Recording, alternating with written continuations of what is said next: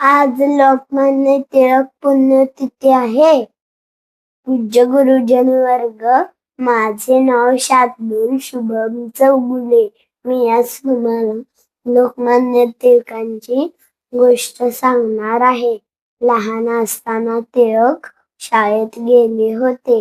त्यांच्या शाळेत डब्याची सुट्टी झाली होती. टिळकांच्या मित्रांनी डब्यात शेंगा आणल्या होत्या. खाऊन त्यांनी टरफलं तिथंच टाकली.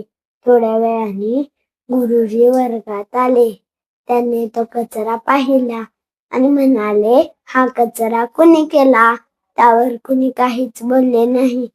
त्यावर गुरुजींनी सर्वांना शिक्षा केली आणि तो कचरा उचलण्यास सांगितला. त्यावर टिळक धाडसाने उभे राहिले आणि म्हणाले, मी शेंगा खाल्ल्या नाहीत, मी टरफल उचलणार नाही. असे स्वाभिमानी होते लोकमान्य टिळक.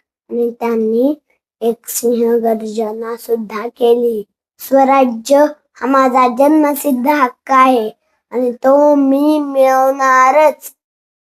टिळकांनी केसरी आणि मराठा ही 2 वृत्तपत्रे सुरू केली आणि त्यांनी सार्वजनिक गणेशोत्सव याची सुद्धा सुरुवात केली. टिळक होते जहाल, सोसवेना लोकांचे हाल. जाळला ब्रिटिशांचा माल, उधळला स्वातंत्र्याचा गुलाल. अशा थोर नेत्यास माझे कोटी कोटी प्रणाम. जय हिंद.